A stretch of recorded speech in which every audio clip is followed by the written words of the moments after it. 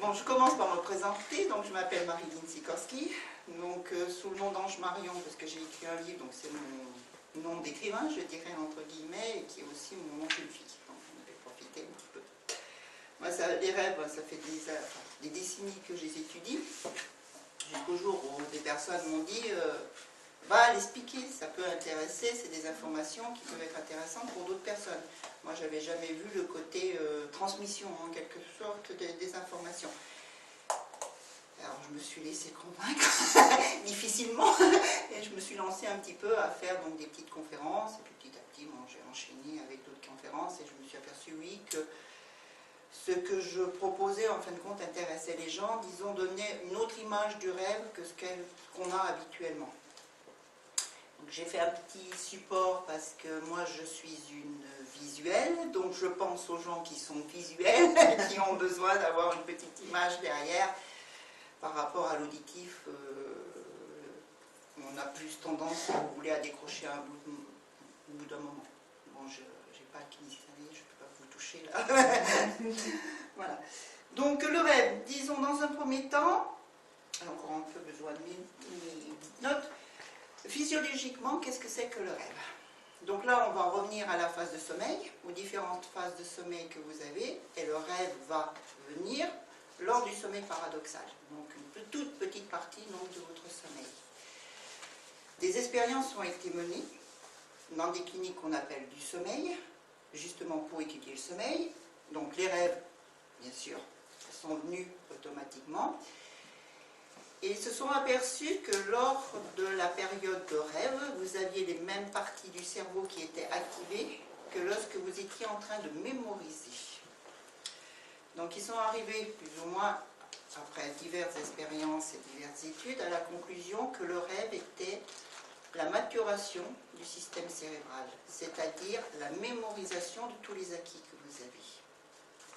Ce rêve permet aussi l'équilibre psychique.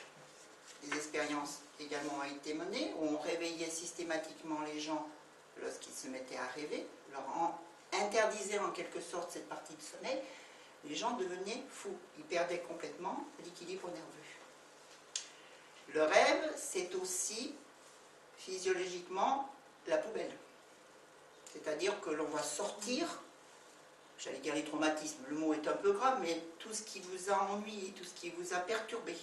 Le rêve va permettre d'éliminer le surplus émotionnel que vous a amené votre vie au quotidien. Donc des études ont été menées à Stanford aux États-Unis, principalement à l'université de Liège, et aussi beaucoup en Russie, mais en Russie c'est beaucoup plus difficile d'avoir les résultats, parce que c'est beaucoup plus secret.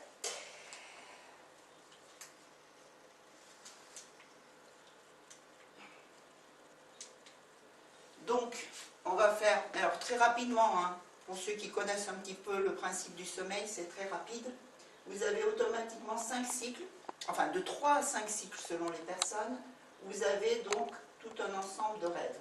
Vous allez commencer par le sommeil léger, le sommeil d'endormissement est léger. Et vous allez continuer après par un sommeil lent profond. C'est-à-dire, là, le sommeil lent profond, c'est là où vous êtes en ce qu'on appelle en onde delta, hein, puisque chaque phase de sommeil a des ondes différentes. Là, actuellement, vous êtes en onde bêta. Non pas parce que vous êtes bête, hein. Vous êtes là, donc, automatiquement. Mais l'onde bêta, c'est l'onde d'activité, hein, lorsque votre cerveau est en éveil. Et là, vous allez passer dans des ondes qu'on appelle delta, c'est vraiment le néant, c'est-à-dire il n'y a plus de réflexe musculaire, le cerveau est éteint, c'est vraiment la phase de repos. Lorsqu'on va vous réveiller dans cette phase-là, vous aurez l'impression soit de tomber du 10e étage sans ascenseur ou de monter d'un puits sans fond. Hein, c'est vraiment là, vous allez changer très rapidement d'onde cérébrale et automatiquement ça vous fait un choc. Vous allez reprendre une petite cycle donc d'endormissement et de sommeil léger, et après vous avez le petit sommeil paradoxal. Et vous voyez qu'au fur et à mesure des cycles, vous allez diminuer le sommeil lent profond et vous allez augmenter la phase de sommeil paradoxal. La raison pour laquelle, d'ailleurs, on se souvient souvent le matin, parce que c'est la période où vous avez le plus, la plus longue pour pouvoir rêver. Et le sommeil paradoxal aussi est un mélange donc. C'est-à-dire que vous avez à l'intérieur du sommeil paradoxal, hein, vous savez donc les ondes qui sont lentes et douces, ou qui peuvent être beaucoup plus pointues, beaucoup plus régulières. Vous avez un mélange, vous avez à la fois des ondes qu'on appelle alpha, c'est-à-dire les ondes de la méditation, et puis après vous augmentez avec des ondes qu'on appelle bêta, c'est-à-dire celles-ci, ces ondes donc de réveil. Et pour certaines personnes, il y a aussi des ondes qui sont encore supérieures, c'est-à-dire des ondes de méditation profonde.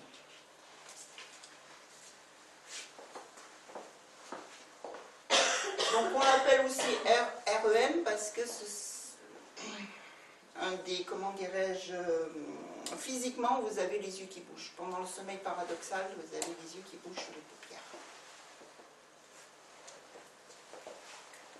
Donc là je vous ai mis une petite explication sur les rêves dans le fait que vous avez dormi environ 5 ans dans une année, 5 ans dans une vie. Si vous avez dormi 8 heures par nuit environ pendant 70 ans, vous aurez rêvé pendant 5 ans. 5 ans qui est quand même une, comment dirais-je, une proportion assez importante dans votre vie. La durée d'environ 103 minutes de rêve par nuit, c'est bien sûr une moyenne, mais c'est à peu près ce que les gens rêvent. Sur les 103 minutes de rêve, vous allez vous en souvenir de quelques secondes, quelques minutes. C'est celles-ci qui seront importantes. Le reste, parce que bien sûr le sommeil paradoxal a plusieurs phases. Là on simplifie en disant sommeil paradoxal, mais le sommeil paradoxal va également se séparer en plusieurs phases. Entre autres, vous aurez, si vous voulez, cette phase de mémorisation des acquis. Donc vous ne vous souviendrez pas. Ce qui va vous rester, c'est la fin d'un rêve, c'est ce qui va concerner la suite de ma petite démonstration.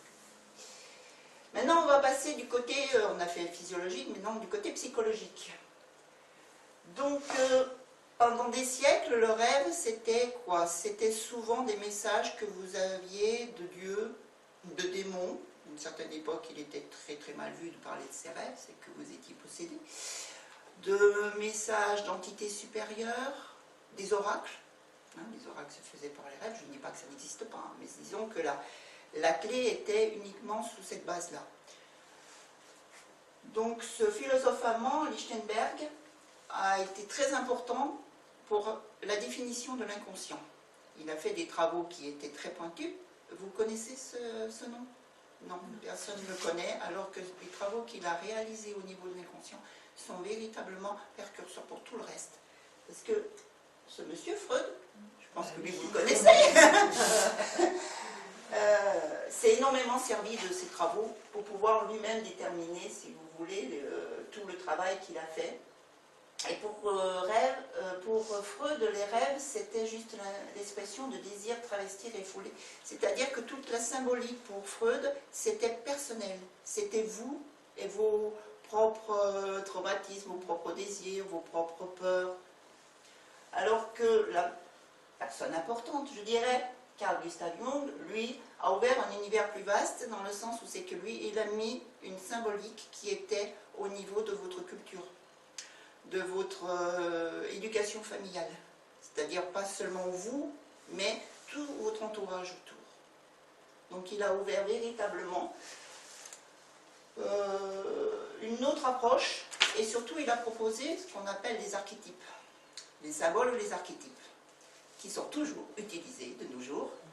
Pour le moment, j'ai encore trouvé personne qui ait proposé quelque chose de différent. Tous les psychologues, tous les parapsychologues se basent, toutes les personnes qui étudient les rêves se basent toujours sur les archétypes de Jung. Bon, remise à jour, hein.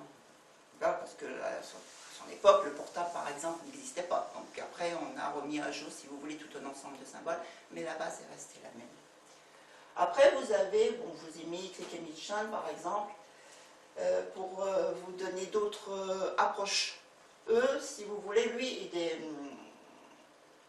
il a été prix Nobel, été prix Nobel puis au niveau du travail sur l'ADN. Lui, c'est un mathématicien. Et pour eux, voilà, c'est un super ordinateur qui a besoin de se nettoyer. Mais là, ils reviennent, si vous voulez, encore une fois à la même conclusion. Les images des rêves, c'est ce que vous gardez. C'est votre mémorisation. C'est pas ce que vous jetez, c'est ce que vous gardez. Et enfin, Michel Jouvet. Michel Jouvet, qui est décédé d'ailleurs, je crois, l'année dernière. Et lui, c'est un généticien. Et il est parti du principe, vous savez tous, que nos cellules se renouvellent. Tous les 21 jours, nous avons de nouvelles cellules. Et il faut que l'information puisse passer par rapport aux nouvelles cellules. Et le rêve, justement, serait la partie qui permet de transmettre les informations nécessaires aux nouvelles cellules. Participe, hein, c'est pas la seule chose, mais participe à ce processus-là. Bon, donc l'interprétation des rêves, c'est vous avec vous. C'est le côté le plus égoïste, le plus égocentrique de votre personnalité. C'est vous, exclusivement vous, et rien que vous. C'est-à-dire que tous les symboles, les archétypes que vous avez à l'intérieur de vos rêves se réfèrent à vous-même. Quelle que soit la chose que vous voyez, c'est une énergie, c'est un sentiment, c'est une émotion à vous. Vous n'allez rêver de tout un ensemble de symboles. Ces symboles, de toute manière, seront les vôtres et s'additionneront pour avoir une signification précise. Vous n'allez pas rêver d'un loup, vous n'allez pas rêver de votre frère, vous allez rêver de vous-même. Toujours. Ce qui veut dire que tous les messages que vous avez à l'intérieur des rêves, c'est vos peurs, vos désirs, c'est des messages aussi que vous pouvez recevoir pour votre évolution personnelle. Mais quand vous êtes arrivé tranquillement et vous dites à votre petit frère, tu sais, j'ai rêvé de toi cette nuit, il va vous dire, oh shit, qu'est-ce qu'il y avait? Vous lui mentez, c'est pas de lui que vous avez rêvé, c'est de l'énergie, c'est des symboles que vous mettez sur cette personne-là.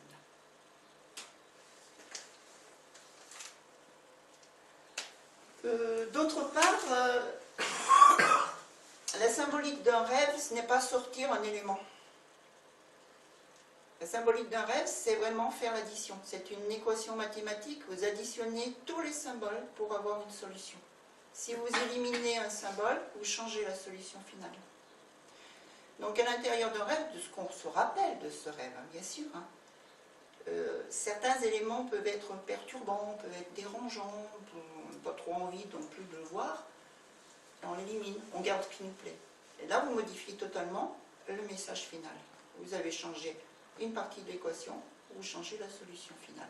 Il faut être assez honnête pour voir tout ce qu'il y a à l'intérieur d'un rêve. Je regarde parce que j'ai rien oublié. Donc en réalité, oui, le rêve, c'est ça. C'est votre schéma de fonctionnement. Comment vous fonctionnez, comment vous pourriez fonctionner. Et le rêve, ce n'est pas de la voyance. Le rêve, c'est ce que vous vivez ici et maintenant. Et c'est ce que vous allez projeter dans votre vie réelle. Comment vous allez modifier éventuellement votre comportement, votre manière de penser. C'est des avertissements, des récompenses parfois. Un rêve, ça peut être « Oh, t'as vu, t'es vachement bien, hein, t'es au bon endroit ». Moi, je reprends souvent la phrase donc, de Gérard Grenet qui dit que le rêve est la boîte aux lettres de l'âme. Si vous ne relevez pas le courrier régulièrement, vous allez recevoir des recommandés. Et ces recommandés, ça va être quoi? Ça va être souvent les rêves récurrents qui vont revenir, parce que vous n'avez pas compris le message, et le rêve reviendra, des formes un petit peu différentes, tant que vous aurez compris, ou sous forme de cauchemar parfois éventuellement.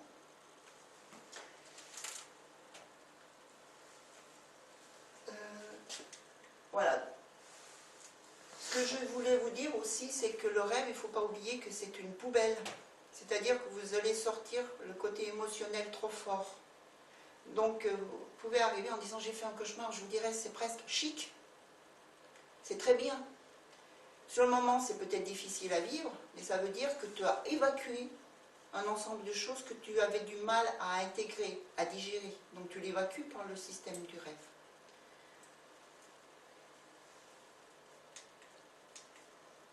Donc les rêves, vous avez donc tout un ensemble de symboles à l'intérieur de ces rêves.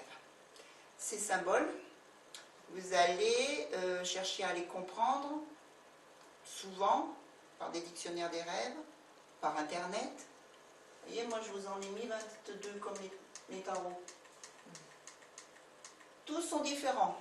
Tous vont vous donner des informations différentes. Parce qu'ils vont partir principalement, je ne dis pas qu'ils sont mauvais, hein, mais ils vont partir principalement d'une théorie globale. Alors que le rêve, comme je vous disais, c'est vous avec vous. Hein, c'est vraiment personnel. Tout un ensemble de rêves. Moi, je me suis servi principalement, pour vous donner mes sources, de 2 livres de Martha Clark, le Grand Dictionnaire des rêves. C'est pas le Grand Dictionnaire des rêves qui m'intéressait, c'est la première partie, car elle a vraiment synthétisé très très bien le rêve, ce qu'il est à l'intérieur de l'histoire, des religions, de la physiologie, de la psychologie. C'est un résumé qui est succinct mais qui est très riche. Et après vous avez partie dictionnaire des rêves. Et le code source de Kaya, c'est le côté, j'allais dire, un petit peu plus spirituel, c'est-à-dire éventuellement, pour revenir à ce que je disais au départ, des messages que vous pouvez recevoir, je dirais, d'entités supérieures. Après, ça dépend tout des croyances des gens. Ça dépend tout de leur approche de la vie, je dirais, invisible. Ça peut être aussi des messages que vous recevez, vous mettrez le nom que vous voulez, d'anges, d'entités, etc. Donc il y avait aussi ce côté, et là j'ai trouvé avec Aya, je dirais un côté bien terre à terre que j'aime bien. Je suis très terre à terre. Et je dis souvent que le rêve c'est du bon sens. Premièrement, du bon sens. On part souvent dans des explications un peu farfelues parce qu'on a l'impression que le rêve l'est, mais c'est du bon sens pur et dur, hein, le bon sens bien terrien. On revient, si vous voulez, à des racines, à la base, et c'est ce qu'est en réalité le rêve. Donc moi je vais vous... Bon, c'est moi qui ai dessiné, alors ne dites rien. Hein. Voilà. Donc le rêve d'une personne, c'est pour vous donner, voilà, succinctement par rapport à une image, une explication un petit peu moins théorique. Vous voyez, donc cette personne tient là, dans sa main, une pomme. Qu'est-ce que signifie pour vous une pomme? Parce qu'il faut toujours revenir à la signification du symbole pour vous. C'est pour ça qu'il est très difficile de donner une explication à quelqu'un qui vous raconte un rêve, parce que souvent vous allez vous référer à votre propre symbolique, à votre propre ressenti, d'autant plus si c'est dans la même famille, c'est encore pire, parce que vous allez vivre les mêmes choses avec 2 perceptions différentes et vous allez automatiquement amener à votre soeur, à votre frère, votre perception à vous. Donc il faut toujours revenir véritablement à ce que représente un symbole pour vous. Que représente pour vous une pomme? C'est le début à Adam et Ève, quand on dit quand il a sorti la pomme. Oui, le péché originel, voilà, comme ça. Ouais. Non, c'est la pomme empoisonnée de Blanche-Neige. Pomme empoisonnée de Blanche-Neige.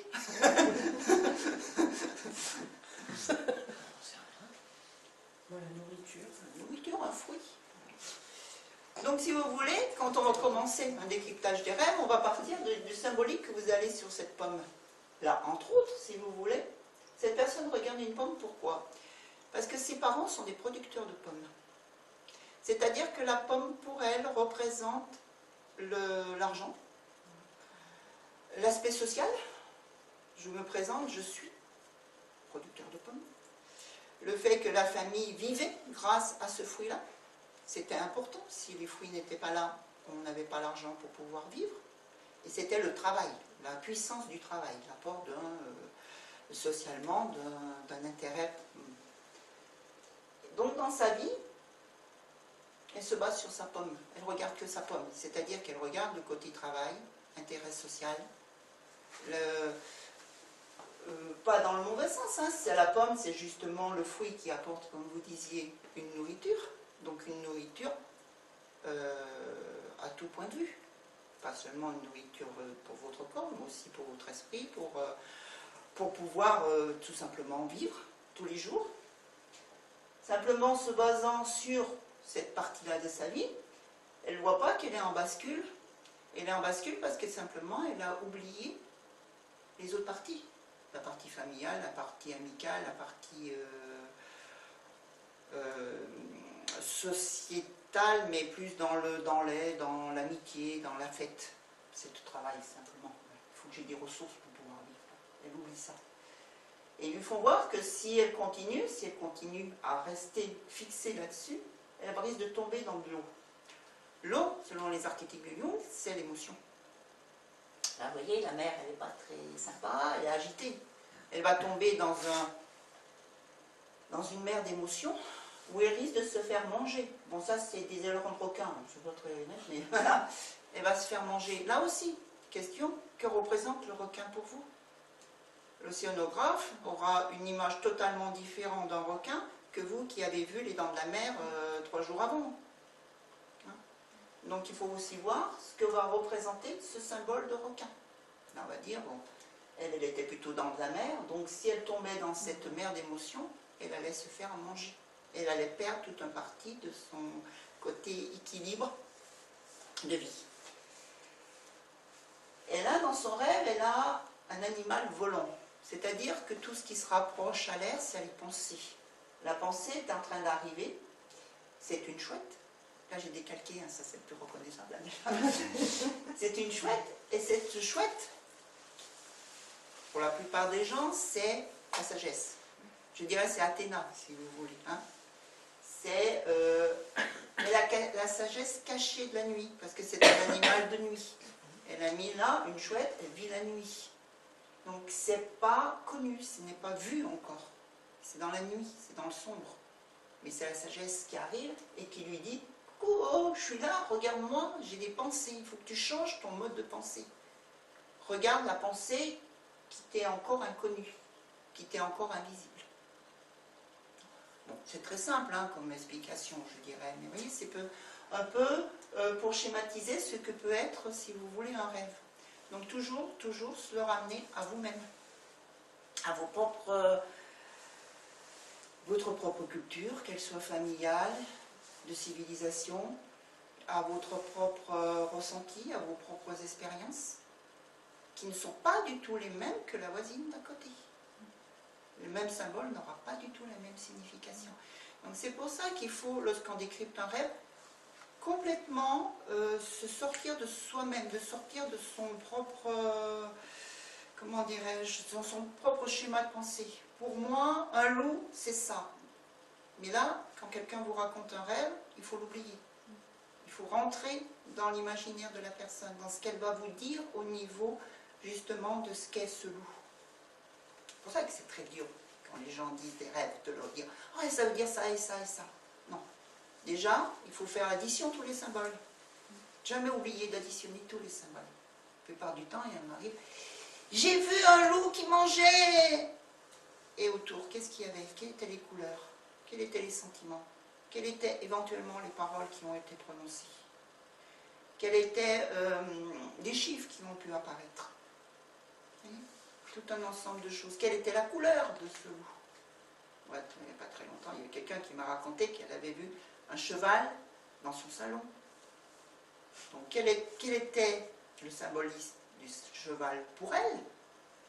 Qu'est-ce qu'il faisait dans son salon, qui est le salon et votre lieu social hein? C'est-à-dire qu'une maison, c'est votre intérieur, hein? Ça correspond à votre intérieur. Les pièces correspondent à des énergies bien particulières. Le salon, c'est la manière dont vous communiquez avec les gens, dont vous recevez les gens. Et c'est aussi l'endroit où c'est que vous vous reposez, où vous vous ressourcez le soir après une journée de travail. Et le cheval, en plus, était vert. Et donc, il fallait vraiment additionner tous les symboles. Et après, c'est en discutant qu'on arrive à savoir... Oui, mais la télévision... Ah oui, il y avait une télévision. Ah oui, mais elle était allumée. Bon. Les canapés... Ah oui, mais ils n'étaient pas la couleur de mon salon. En fin de compte, moi, ils sont beiges, là, ils étaient noirs. Oui, on fait vraiment additionner tous les symboles que vous avez pour pouvoir arriver à une solution. Et c'est d'autant plus intéressant quand le symbole n'est pas à la bonne place. Quand vous avez justement ce que vous dites, mais c'est complètement fou ce que j'ai rêvé, ça n'a aucun sens, ça n'a rien du tout. Non, ils vous ont mis des symboles, enfin ils vous ont, c'est-à-dire votre inconscient vous a mis des symboles, justement pas à la bonne place pour vous faire prendre conscience qu'il y a quelque chose qui n'est distorsionné dans votre vie, qui n'est pas correct.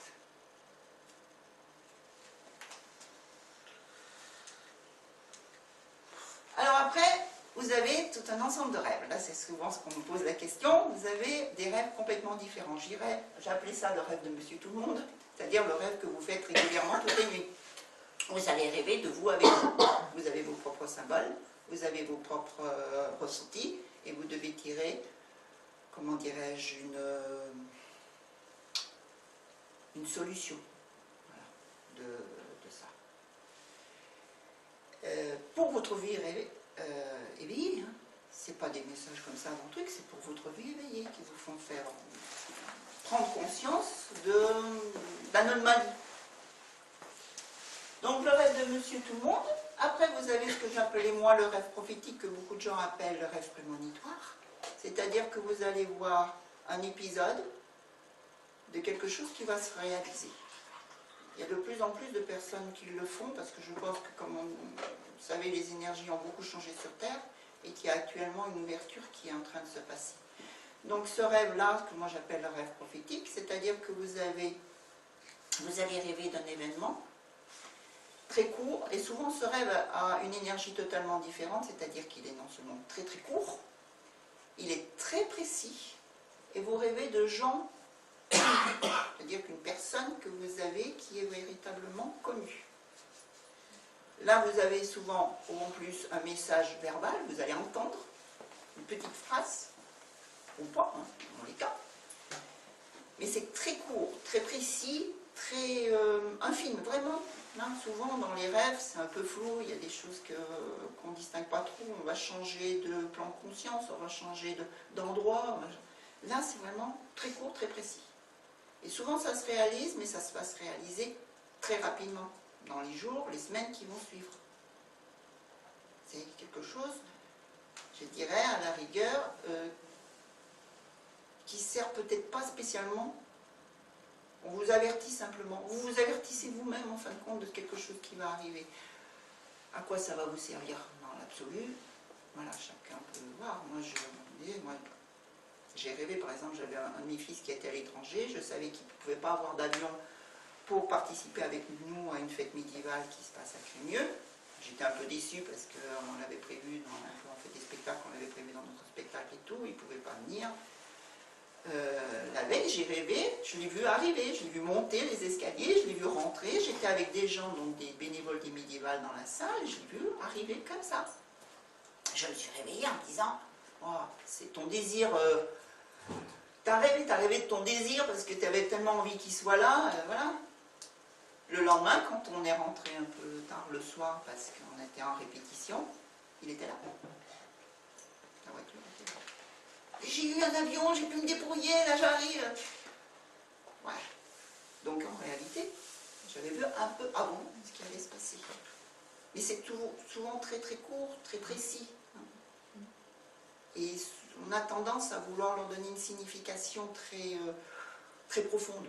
Souvent c'est juste voilà, une information qui me tombe dessus, voilà, et puis la plupart du temps, on ne peut pas en faire grand chose, mais voilà, elle est là. Les rêves chamaniques ou initiatiques, ça c'est différent, ça concerne, je dirais, une population un peu différente, c'est-à-dire des gens qui par leur vie, par leur naissance aussi, ont des capacités de passer, on dirait, comment dire, dans des mondes parallèles, qui peuvent capter d'autres énergies. Souvent c'est induit en plus par soit des herbes, hein, des psychotropes, soit par la répétition d'un son comme les tambours chamaniques ou les flûtes qui vous permettent de passer dans d'autres ondes cérébrales. On arrive toujours au niveau des ondes cérébrales, mais ça induit d'autres ondes cérébrales qui sont différentes et qui vous emmènent ailleurs.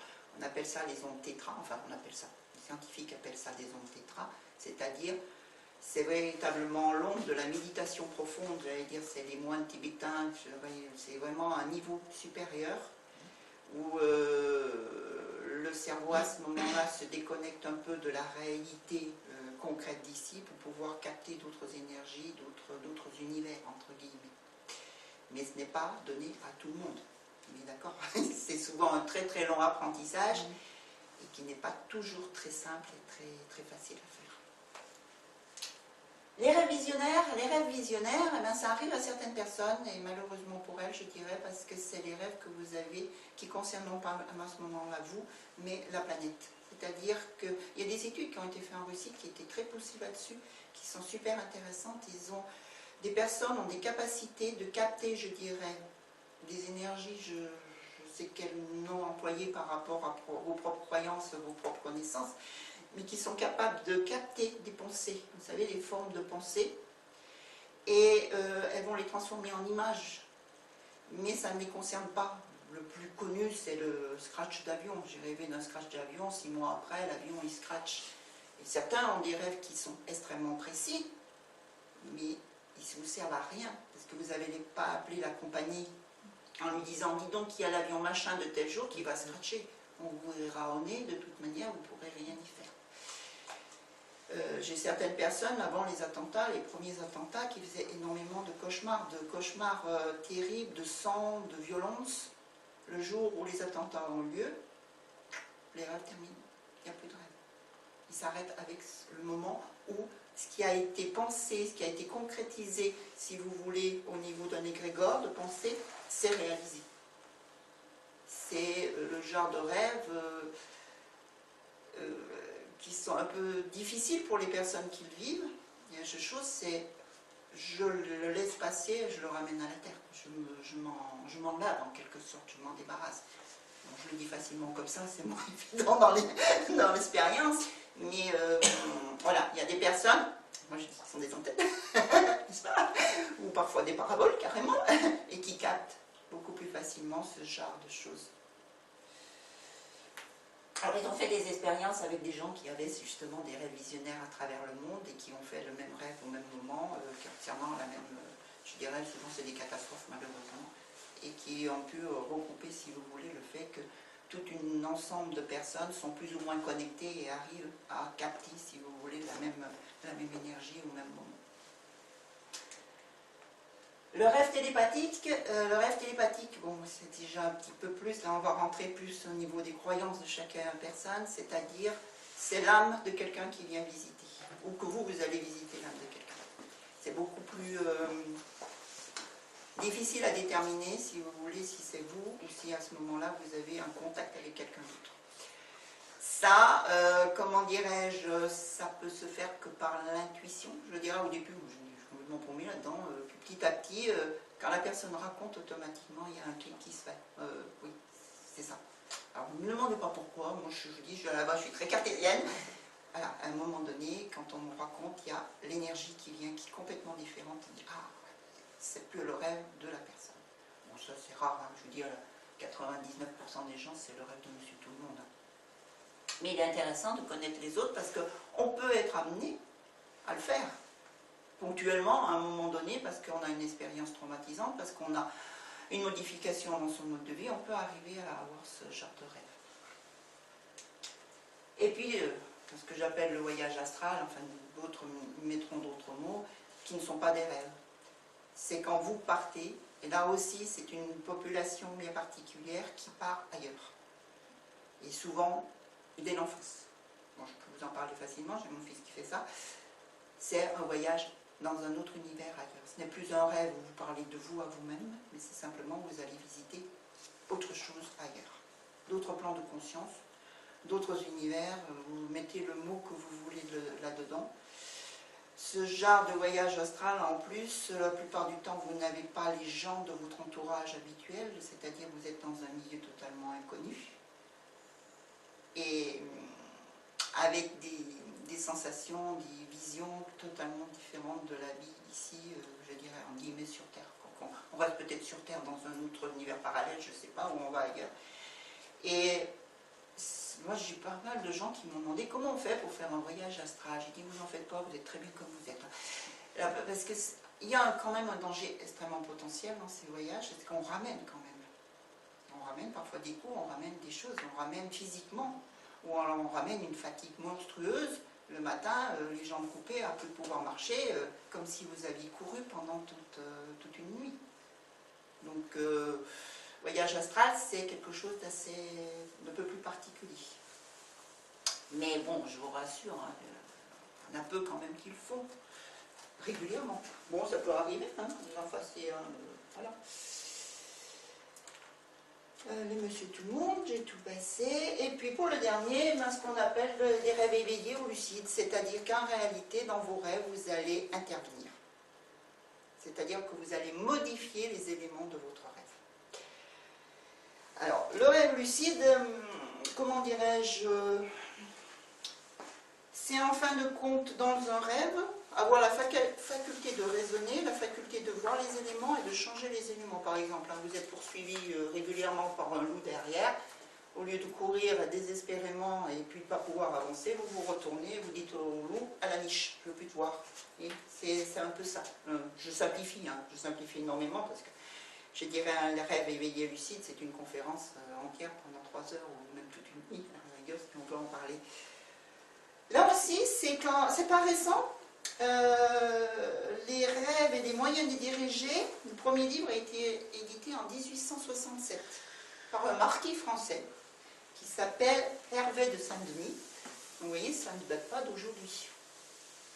Maintenant,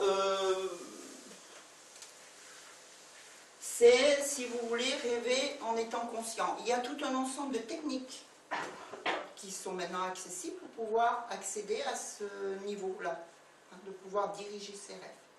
Beaucoup de gens vous diront que c'est un outil de développement, c'est un outil de, comment dirais-je, d'ancrage, c'est un outil de, je sais pas comment dire, d'avancée spirituelle, etc.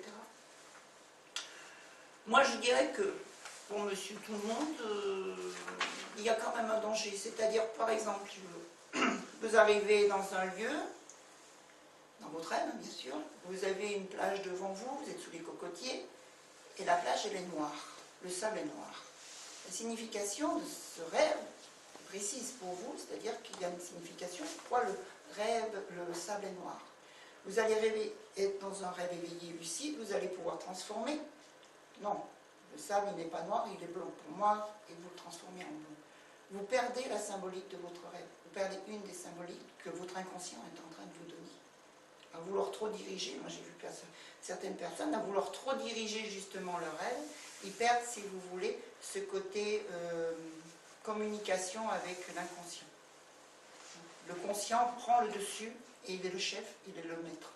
Ça permet, oui, dans certains cas, dans des cauchemars récurrents, de pouvoir se débarrasser de ce côté traumatisant, mais ça permet aussi de ne plus voir le message réel que votre inconscient est en train de vous donner. Bon, comme dit, on pourrait en parler pendant des heures, là je vous fais juste simplifier. Donc comme j'ai dit, le rêve est identique à une pièce de théâtre, vous êtes tout à l'intérieur, un début, une fin, donc un ordre chronologique à respecter. C'est incroyable le nombre de gens qui arrivent, disent j'ai rêvé de ça, mais on commence par la fin.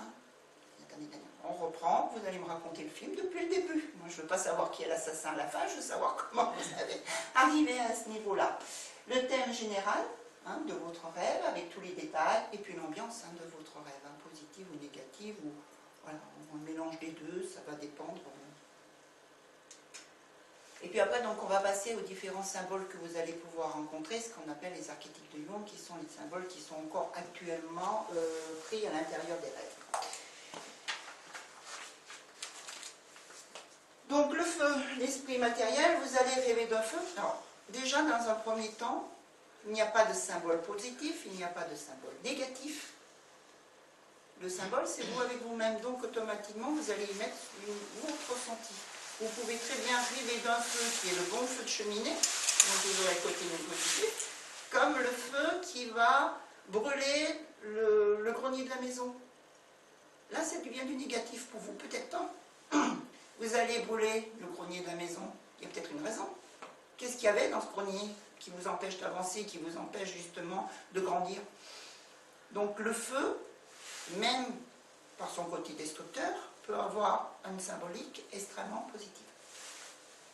Donc tous les symboles, excusez-moi, tous les symboles sont automatiquement positifs et négatifs, ou ni l'un ni l'autre. Il n'y a pas de bien ou il n'y a pas de mal, c'est juste éducationnel. Donc le feu, ben, c'est la manière dont vous agissez. Comment vous allez vous positionner. dans l'action de votre vie éveillée. C'est le purificateur aussi. Et parfois le destructeur. Ça dépend, bien entendu, de tout ce que vous mettez à l'intérieur de votre symbolique. L'air, c'est tout ce qui est pensé. Donc, c'est tous les symboles que vous allez voir qui symbolisent l'air. C'est-à-dire, comme tout à l'heure, on a parlé de la chouette, tout ce qui vole. Le vent, on ne le voit pas, le vent, on le sent. Mais dans un rêve, vous pouvez très bien sentir le vent. De la bise calme qui vous rafraîchit à la belle tempête qui vous secoue. Mais la belle tempête qui vous secoue, c'est pas mal non plus. C'est peut-être que votre inconscient est en train de vous dire, dis donc, faut peut-être secouer un petit peu là.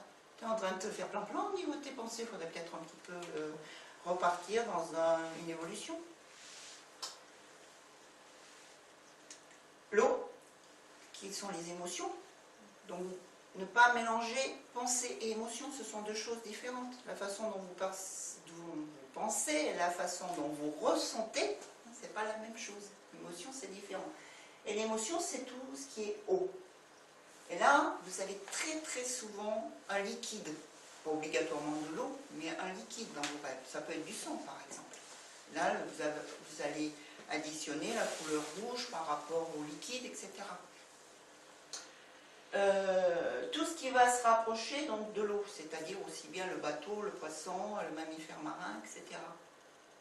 Ça va être plutôt ce que vous ressentez, l'émotion actuellement que vous avez et comment vous allez la gérer, comment vous allez l'intégrer, comment vous allez la digérer, cette émotion. Ou comment vous ne la digérez pas du tout. Et là, pareil, un tsunami, ça peut être aussi l'avertissement. Tu es en train de faire quelque chose qui est en train de bousiller complètement ta vie, mais ça peut être aussi que tu es en train de faire des choses émotionnellement qui vont un petit peu nettoyer pour pouvoir repartir sur quelque chose de nouveau. Comme je dis, c'est toujours l'addition de tous les symboles qui vont vous donner une solution. La Terre, le monde concret, la réalisation concrète, c'est-à-dire en fin de compte, la Terre aussi, c'est vos mémoires. Vos mémoires, alors, bon, selon les croyances de cette vie ou de vie antérieure. Hein, là, on a fait une conférence vendredi soir où on a eu, si vous voulez, une explication sur les vies antérieures, qui ne sont pas des vies antérieures, mais qui ont des vies parallèles en réalité. On en reparlera si vous voulez. Voilà, comment vous vous réalisez dans la matière, comment vous agissez. Le minéral, voilà, les mémoires inconscientes, on va revenir, si vous voulez, par rapport à la géobiologie, les différents strass. Qu'est-ce que vous avez accumulé, vous, au cours de votre existence et qui en fait des strass. À un moment, on creuse et puis on va retrouver une strass plus basse. Qu'est-ce qui se passe à ce moment-là? Et comme je dis, la représentation d'ancienne mémoire. Mais la représentation d'ancienne mémoire peut être aussi bien négative que positive, toujours pareil. Le minéral, souvent, parfois aussi, c'est l'immobilisme. C'est-à-dire que quand dans sa vie, on ne bouge plus. Donc le minéral va souvent apparaître, enfin moi je vous parle de ce qu'on m'a raconté, hein, des rêves qu'on m'a racontés, c'est souvent le fait qu'on s'est casé à un même endroit et puis qu'on ne bouge plus dans sa vie. Après, c'est un choix. Comme je dis, le rêve, c'est un message, c'est une information. Cette information, vous en êtes seul responsable, c'est vous qui décidez après de l'utiliser ou de ne pas l'utiliser. Le végétal, eh ben, c'est comme l'eau, c'est-à-dire tout ce qui est les émotions, les sentiments. Le végétal, en plus, c'est souvent la nourriture, c'est-à-dire pas seulement la nourriture physique, hein, ça peut être la nourriture par la beauté des fleurs, la nourriture au niveau artistique, au niveau spirituel. C'est aussi la renaissance, souvent la plantation, les fleurs, les arbres, comment vous allez, le cycle de la vie. Et ce qui est surtout très intéressant quand il y a un végétal qui apparaît, c'est voir s'il est au bon endroit. Parce que souvent les végétaux ne sont pas au bon endroit. Est-ce que mon émotion elle est bien placée où il faut? Et puis l'animal, donc les besoins concrets, la conscience animale, donc les besoins primaires que vous avez.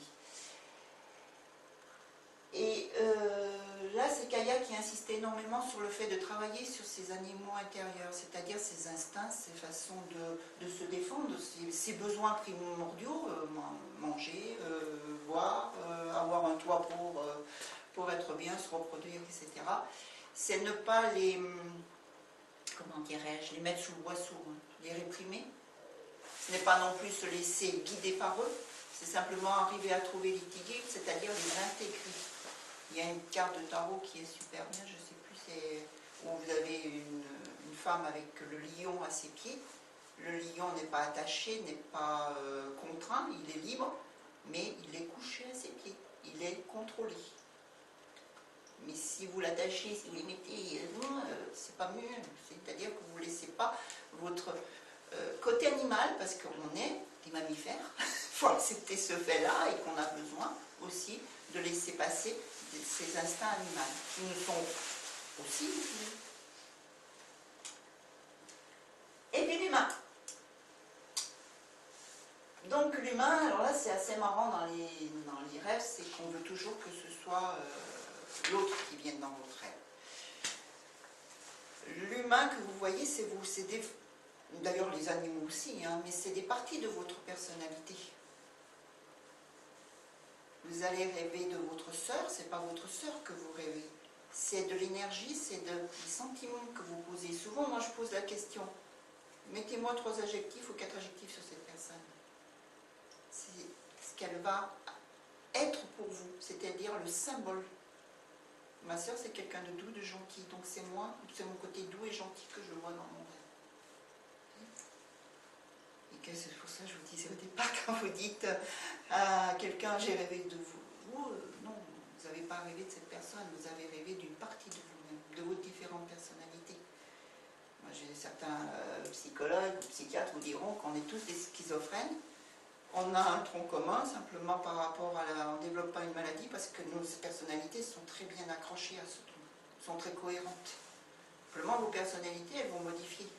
Vous n'êtes pas semblable à quelqu'un que vous étiez il y a 10 ou 20 ans. C'est-à-dire que vous avez des personnalités qui sont parties, des personnalités qui ont émergé. Et ce que vous voyez en réalité, quand ce que vous voyez donc des êtres humains dans vos rêves, c'est souvent des parties de vous-même que vous voyez, des parties de vos personnalités. Et c'est toujours pareil. Et je reviens toujours à la même chose. Qu'est-ce qu'il y a comme autre symbole à côté? Qu'est-ce qu'il y a comme couleur? Qu'est-ce qu'il y a comme sentiment? Qu'est-ce qu'il y a comme archétype qui se produisent à l'intérieur de vos rêves?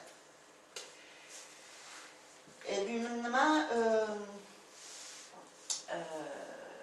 comment dire, vous avez l'impression souvent d'avoir des gens inconnus, des personnes, vous ne les voyez souvent pas, vous avez plus une sensation d'avoir quelqu'un avec vous, complètement inconnu.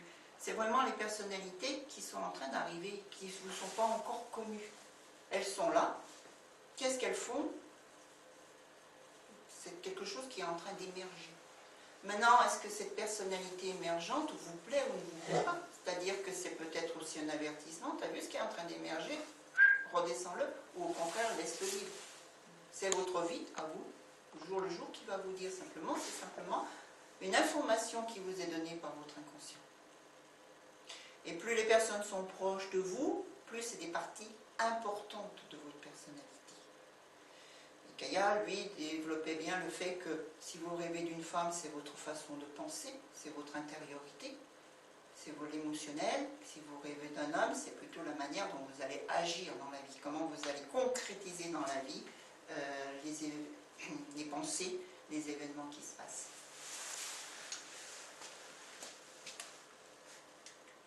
Et puis le divin. Là aussi, là, à ce moment-là, c'est plus une discussion, je dirais, personnelle, parce que ça va dépendre totalement des croyances que vous avez. Hein, si vous croyez à la réincarnation, si vous croyez à la résurrection, si vous croyez à rien, enfin à rien, vous êtes plutôt côté chamanique, ou si vous avez plutôt, comment dirais-je, être attiré plutôt par le bouddhisme. Vous voyez, donc toutes les personnes vont arriver avec un ensemble de croyances qui vont complètement modifier certains paramètres qui peuvent rentrer à l'intérieur de vos rêves. Là, le subconscient, on fait ce qu'on appelle le subconscient, parce que l'inconscient a lui-même partagé en différentes tasses par les psychiatres et les psychologues, c'est assez complexe aussi. Donc des guides spirituels, des archanges, la volonté divine.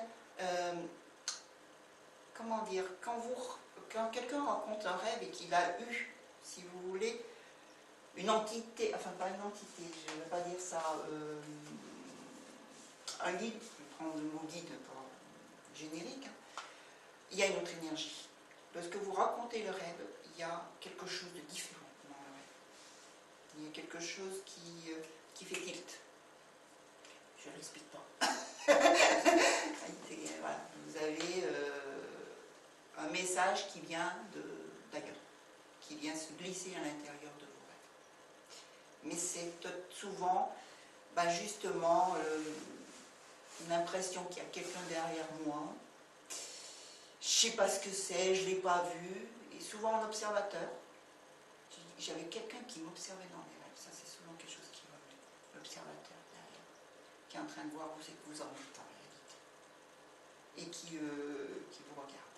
Et de temps en temps, il vous fait la petite phrase qui arrive de nulle part et qui reste. Et cette phrase-là, vous allez la traîner pendant, je dirais presque des années.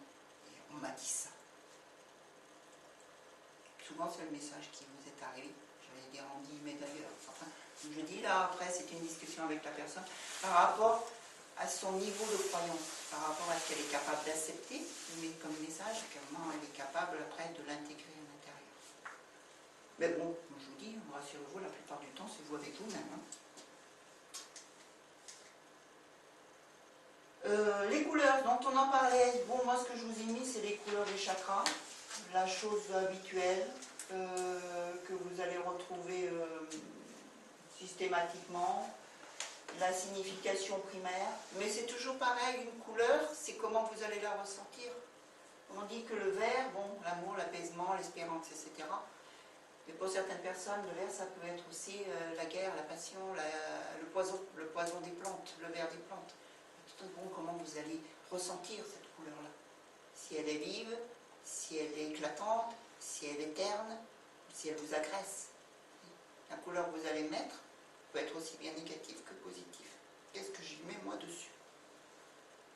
Donc du rouge, l'énergie vitale, l'orange, beauté, le jaune, la réalisation de soi, sur le vert, apaisement, le bleu, la communication. Il y a souvent du bleu dans les rêves. Hein. Le bleu arrive souvent. C'est souvent comment vous allez communiquer et comment vous n'arrivez pas à communiquer. Et puis, bon, l'indigo, minivité, clairvoyance, et le violet, la compréhension de l'univers. Et certaines couleurs viennent souvent dans les rêves des gens qui ont des capacités, de guérison. Ils ont souvent ce genre de couleur dans le rêve. Et pour finir, le véritable interprète des rêves, c'est vous-même et uniquement vous-même. Après, vous pouvez chercher une aide de quelqu'un, mais comme je dis toujours, si un rêve vous perturbe, allez voir quelqu'un qui n'est pas concerné par votre vie. La sphère familiale ou l'ami proche, c'est plus dangereux que d'aller demander des explications à quelqu'un de totalement inconnu. Parce que vous allez mettre sur le rêve de la personne, votre propre ressenti et surtout vos propres expériences en commun. Le problème, c'est que l'expérience en commun, vous ne l'avez pas du tout vécue comme la personne à côté de vous. Elle a beau être la meilleure amie du monde, vous ne l'avez pas vécue de la même manière et vous allez mettre dessus. Il faut vraiment, quand un rêve arrive, c'est se détacher totalement du niveau émotionnel que l'on a soi, pour lui dire, tu fais, je dirais que vous êtes du bon sens, vous additionnez et vous arrivez à une solution. Mais pas interprété par rapport à vous-même. Toujours laisser la personne, seul maître de l'interprétation qu'elle peut donner à l'intérieur de ça. Alors, donc j'ai rien oublié. Et pour me dire, parce que souvent on me demande comment je vais me souvenir de mes rêves, mais écoutez, il n'y a pas de miracle, là, vous prenez un carnet et puis vous écrivez. C'est-à-dire pas dans 5 minutes ou 10 minutes après, c'est tout de suite quand on se réveille, il faut avoir un carnet à côté de soi ou un enregistreur et marquer. 5 ou 10 minutes après, vous allez perdre tout un ensemble de symboles, vous allez les plus perturbants vont rester, mais vous allez perdre tout un ensemble de symboles qui ont aussi leur signification. Donc il n'y a pas de miracle. Et de toute manière, l'écrit est vraiment un fixateur de la mémoire. Du moment que vous écrivez, vous n'avez pas besoin de tout raconter comme un truc, souvent de mettre simplement les différents symboles que vous avez rencontrés. 6 mois après, vous relisez ce symbole, le rêve va revenir automatiquement. Vous allez ouvrir la case qui correspond dans votre petit cerveau. Mais il n'y a pas d'autre miracle que ça. Il n'y a pas d'autre solution. Vous écrivez. Un petit carnet, un petit crayon et vous marquez. Et puis, comme je dis, interpréter un ensemble de rêves, comme on parle souvent, un rêve c'est un film. C'est pas vraiment un film, c'est une série télévisée. Entre les différents rêves que vous avez faits, vous avez un pont. Et les symboles vont être plus explicites au fur et à mesure des rêves. Les rêves, ce sont, comme je dis, une série télévisée. Si vous voulez connaître l'assassin, il faut voir déjà plusieurs épisodes. Pas vous arrêter au premier, le séparer des autres. C'est l'ensemble c'est des ensembles de rêves qui vont vous donner une signification globale de l'information que votre inconscient est en train de vous passer. Et puis, comme je mets, le rêve, c'est l'honnêteté. L'honnêteté est l'honnêteté. C'est-à-dire l'honnêteté avec vous-même. Parce que souvent, dans un rêve, comme je vous disais, on va scratcher le côté un petit peu trivial ou qui est un petit peu perturbant. L'élément qu'on ne veut pas trop voir. Et pourtant, c'est souvent celui-là qui est important. L'honnêteté avec sa symbolique. Parce qu'il faut quand même être conscient lorsqu'on veut vraiment interpréter son rêve, qu'on s'y intéresse et qu'on veut vraiment faire un travail là-dessus, ce n'est pas toujours le côté positif qui va ressortir. Ce n'est pas anodin. C'est-à-dire que ça va réveiller certaines choses, ça va vous remettre face, je dirais, à votre côté obscur. Nous avons tous le côté lumineux, le côté obscur, et ça va vous faire ressortir parfois ce côté obscur, justement, pour pouvoir en prendre conscience déjà, et puis pouvoir y travailler dessus. Mais le décryptage d'un rêve, ce n'est pas anodin. Ça permet souvent de beaucoup penser après, de beaucoup travailler sur soi. Et puis l'honnêteté avec la personne qui est votre interlocuteur, là je parle de moi, c'est pas de la voyance. Hein. Vous allez simplement décrypter des choses très concrètes. Donc automatiquement, si vous n'avez caché ou si vous diminuez certaines choses, le résultat ne sera pas bon. Parce qu'automatiquement, l'omission ou le rajout, parce que parfois on a tendance à vouloir aussi un petit peu enjoliver, le rajout va modifier. Et donc à ce moment-là, le résultat, lui, n'est pas correct. Bon, ça, je vais quand même un peu, pardon, un petit peu là. Voilà, donc j'ai mis aimez vos rêves, parce qu'ils sont vos amis qui conduisent à la connaissance de votre âme. Donc je dirais, c'est le message de votre âme à votre esprit, le message de l'inconscient à votre conscient. Souvent on me dit, ouais, c'est idiot, parce que moi j'ai rêvé, parce que la veille j'ai été voir un film, et puis j'ai rêvé de ce film-là. J'ai rêvé de Brad Pitt, c'est génial, mais voilà, parce que je l'ai vu la veille. Non, la question à se poser, l'inconscient lui il a dit, oh attendez, ça, ces symboles-là, dans ce film-là, ça fait tilt, ça l'a. Donc je vais vite m'en servir parce que ça va lui parler. Parce que c'est quelque chose qu'elle a retenu, qu'elle a mémorisé, donc ça va lui parler. Donc j'en profite vite pour lui mettre ça, parce que justement, elle va comprendre à ce moment-là le message qui est donné. Je vous parlais de Brad Pitt parce que il a fait certains films où il est le guillemets méchant, si vous voulez, je dirais même le pourri. Alors que l'image de Brad Pitt que vous avez, c'est l'acteur super sexy, super beau, mais qui est dans le côté, je dirais, lumineux, hein, qui fait des belles choses et tout ça. Et là, vous l'avez vu dans un côté obscur. Et ça ne vous a pas trop plu. Non, l'acteur, moi je le vois dans ce rôle-là, ça ne lui va pas, ça.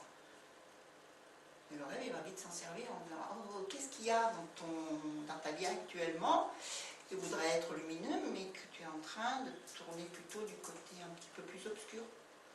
Donc il va se servir de ces éléments-là. En fin de compte, il va se servir de ce qui vous attire votre attention. sur quoi vous êtes arrêté votre intérêt, et à ce moment-là, l'inconscient va s'en servir pour pouvoir vous avancer ces images-là, parce qu'elles vont mieux vous parler. Le côté le plus perturbant. Voilà, donc si vous avez des questions,